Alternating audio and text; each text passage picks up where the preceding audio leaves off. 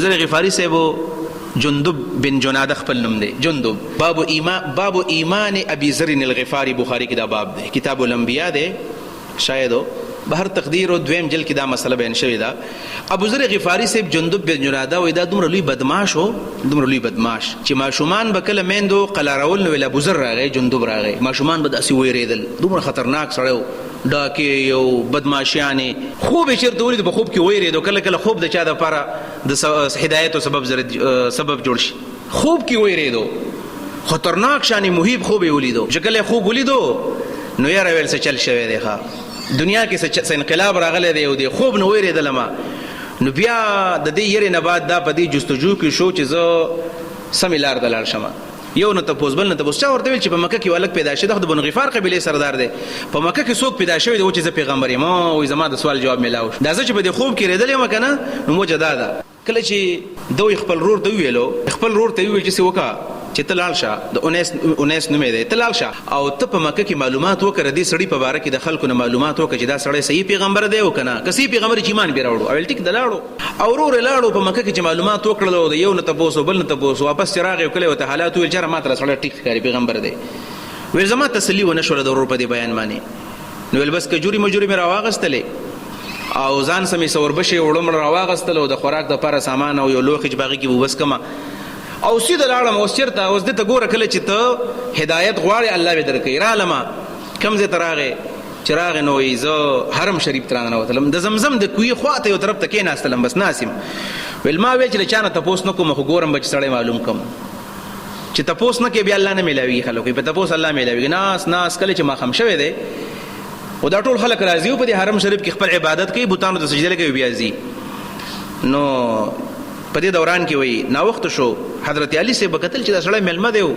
نه د چا سره میلاویږي نه د چا سره خبرې کوي دا راغلی سلی دی نو ماښام ته حضرت علي صاحب چې میلمه ما ته ښکاري چې یاره د چا خواله چې راغلی نه یو څه میلاو شوی نو دا خو شپه ده راځه ما سره به شپه وکړي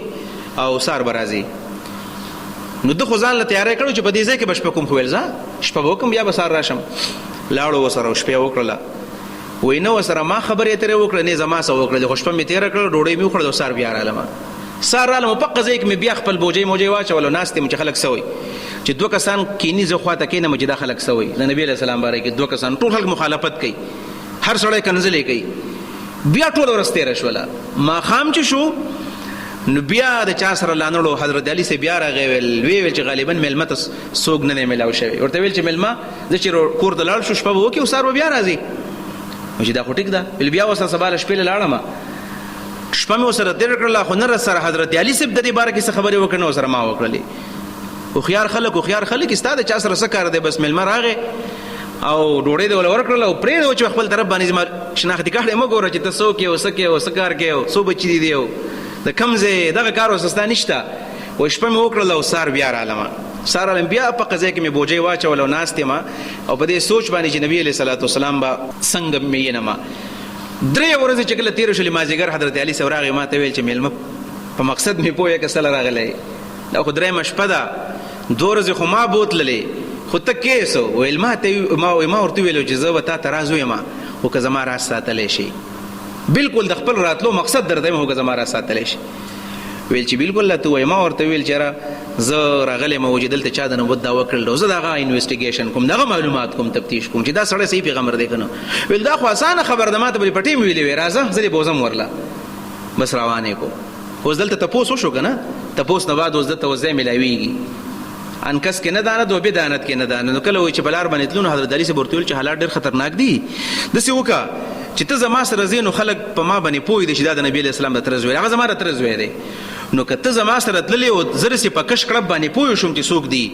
نو زه به یو حدیث کې راځي زه به د خپله چڼیا وباسم بیا به یې جوړوم په طریقه پیزار وکوم او ته مخکې ځې چې خلک ونه وایي دا د ملګری دی او دویم حدیث کې داسې دی چې زه په اودس ماتي باندې کښېنم نو دواړه خبرې جمع کړه چې یا به اودس ماتي ته کښېنم او یا به چڼیا مڼیا برابروم او ته به مخکې ځې چې څوک را باندې پوه نه شي ویل ما ورته ویل چې ټیک ده نو حضرت علي صاحب مخکې دی او ابو ذر غفاري پسې روان دی او د نبي علیه السلام ملاقات لذي شکر دی په لاره باندې هېڅوک میلاو نه شو سیده نبي علیه صلات وسلام کرې بوتلو حضرت ابو ذر غفاري د نبي علیه صلات وسلام ملاقات چې وشو نو ابو ذر غفاري نه کینی ولاړ دی ورته وایي ستا په باره کې صرف تپوس کوم چې ته څوک یې، ستا څه دعوت دی؟ نو نبي علیه السلام ورته خپل ټول دعوت چې کله ورکړی دی او ټولې خبرې ورته کړې دي، یا رب بس ویل صحیح پیغمبر اشهد انک رسول الله، په هغه ځای باندې ګواهي وکړله وایي ته پیغمبر یې. خو نبي علیه السلام چې کله د دې شخصیت ته کتل دا جذباتي و ډېر زیات و، ځکه مخکې به خلکو ماشومان یې رول. ورته ویل ابوذره داسې وکړه چې اوس لاړ شه خپل وطن ته، هېچا ته به د ایمان نه وی چې ما ایمان راوړی دی، او کله چې زما خبره ښه ښکاره شوله، مطلب چې کله ما هجرت وکړو مدینې ته او زما دعوت خور شو، نو په هغه وخت کې به خپل ایمان ښکاره کړي، مخکې به خپل ایمان نه ښکاره کړي. ابوذر غفاري وایي چې دا رسوله ټینګېدی نشم چې ایمان را پکې راننوت، اوس نشم ټینګېدی، زه به دې خلکو ته وایم چې ایمان مې راوړی دی. ایمان خو داسې یو جذبه ده چې په چا کې کله ورننوځي بیا ټینګېدی نشي. وایي نبي علیه السلام وتل چې نه ګورئ ځان له به کار نه ګورئ. خو چې کله ابوذر غفاري راووتو حرم ته راغی، په دې مطاف کې ولاړ دی او خلکو ته چغې کړي یا ایها الناس واورئ چې زه ګواهي کوم چې ان رسول الله ان محمد رسول الله، زه ګواهي کوم پیغمبر د الله رسول دی، اشهد ان لا اله الا الله. ویل دا आवाज اوریدل سو چې ټول خلک را باندې راغوټه شول او دومره یې وهلم چې بېهوشه کړلم، صرف دومره پوه شوم چې عباس هغه وخت مسلمان لا نو د رسول الله تر رضی الله عنه چې د اخلاص کوم ته چې خوار شو دا تاسو پیژنې څوک دی، دا خو د بنو غفار قبیلې سردار دی، الته بیا ځای کنه به شام ته په کوم لار باندې ځای خلک یې ویرول. ول زه چې کله میزان وسنډو را وسنډو ځان مې پوه کو چې زه اوس ټکیم، بیا مې چغه کړه چې اشهد ان لا اله الا الله وان محمد رسول الله. بخاری حدیث دی. ویل بیا خلکو وهلم بیا مې چې کتل عباس ته بیا اخلاص کړم. ویل بیا نبی علیہ السلام خبر شو سړی دې زنه وباسي، نو زه ویستلم او بیا لاړو او نبی علیہ السلام چې کله هجرت وکړو 14 کال بعد، نو دا غي نو رسول بیا مدینه ته لاړو او په قضیه کې بیا د نبی علیہ السلام هغه صحابي دی چې په تقوا کې او په زهد کې او د الله نه پیره کې او للهیت کې دا هغه په اول نمبر دی.